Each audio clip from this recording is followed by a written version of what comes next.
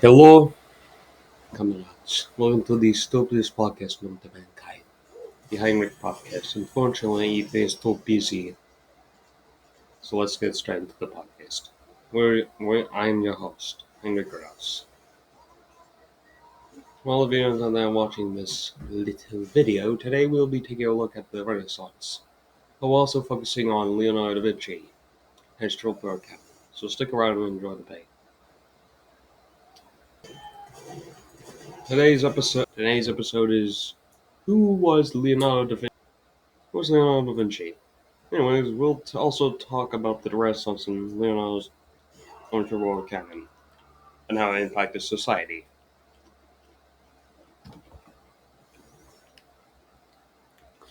Before we go into the main ideas, I think it's best we talk about some background information about the Renaissance.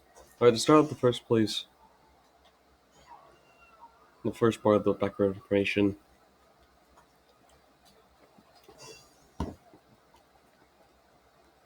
Alright, anyways, first question. What was the Renaissance? The Renaissance was the age of rebirth. And instead of well, making religion the focus of society like the last era did, humans became the main focus during the Renaissance period. Not only that, but during the Renaissance period, many inventors, composers, and artists made incredible artworks, inventions, and even new types of agriculture during that time period. Here's on to the second part. Who was Leonardo da Vinci? Leonardo da Vinci was a man born in Italy on April 15, 1452. He didn't always start as an artist or an inventor, as even before he became an inventor, he worked for several different jobs, but after that, he became an artist and inventor, mostly taking inspiration from other Renaissance artists, composers, and inventors during that time. One of his well-known paintings is the Mona Lisa, which can be found in modern France. Yet, like every Renaissance artist, composer, and inventor, he died in the year 1519 on May 5th. Yes. Hold on.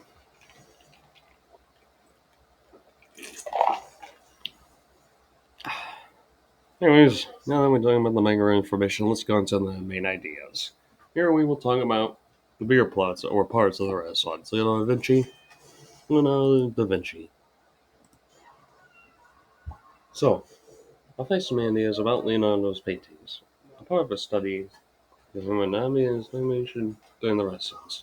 Leonardo da Vinci during the Renaissance period was not only making urban graphical maps, but also was studying human anatomy and documentation during that period, and those documentations could probably be about his studies about his findings, works, inventions, and even his studies about human anatomy. Geographically serving mapping surface animator. I'm not going all that. The reason these help our melon study today is that because without the studies of his artworks, works, findings, and even his studies about human anatomy, we won't find a job or trying to be successful in life with our own works. As the Renaissance even like. So this is one reasons why artwork during the Renaissance changed from a pretty unrealistic form to a more human-like and realistic form that brought new possibilities but also thanks to humanity, it would be better us to find to it's better for us to understand how human body the human body is like, and without these studies for human, it would be hard for doctors to do their job due to the lack of studies on human. The studies of human anatomy never existed. And there's the first main idea. On to the second main idea. Sorry, there is no pause.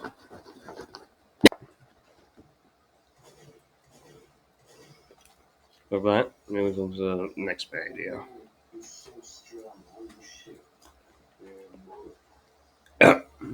Well, Ethan, sorry.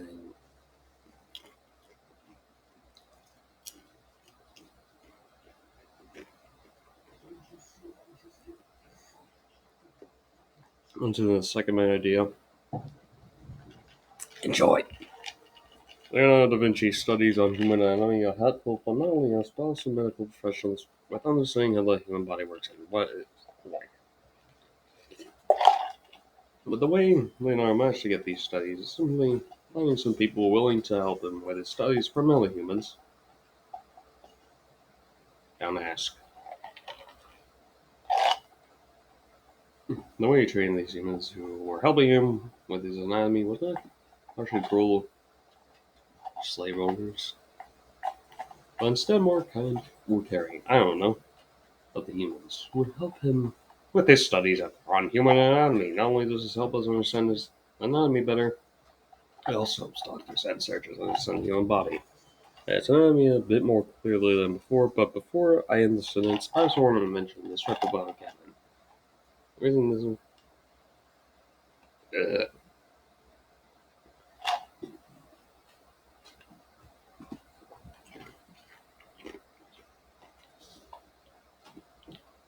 sorry. Hold on. What's your going on? Hold on. Let me take a moment to breathe. I wouldn't have any of these because of cannons are manage your time.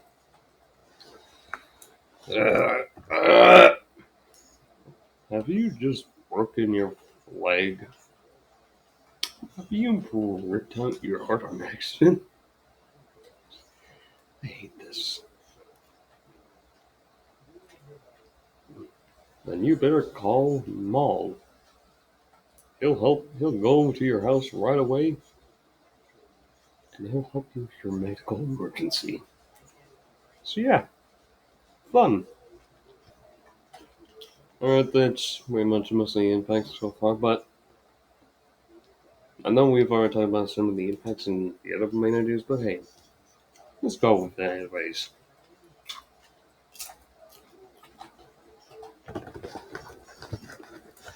We have one last main idea to go over.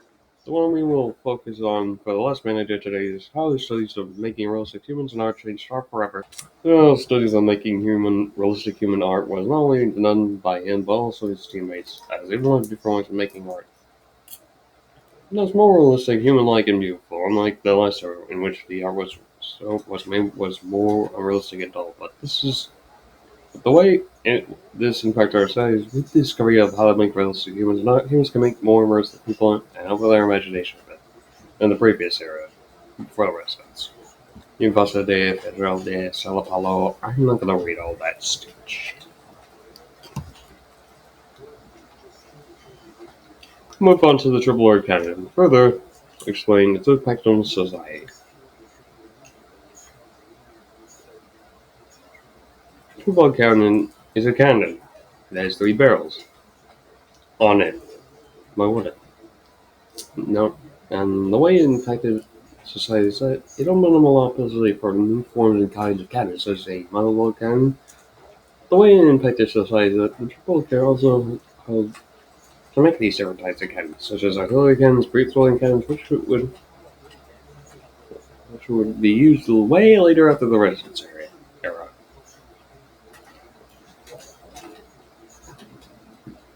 Uh, what? There's nothing left to be talked about? I think I've explained everything. But before we close this podcast, let's finally finish this. Anyways, I hope you understand what the Renaissance was, who Leonardo was, and how it just not only helped the wrestling, but also our modern society today, and what the Triple Lord Cannon was. Anyways, I hope you had a good time watching this very stupid podcast. I'm not even that so funny. I hope everybody enjoyed this podcast from the Renaissance. Fine. Heinrich was the cart and all of his own inventions. I know as the Triple Lord Cannon and how helped the Renaissance and our society today.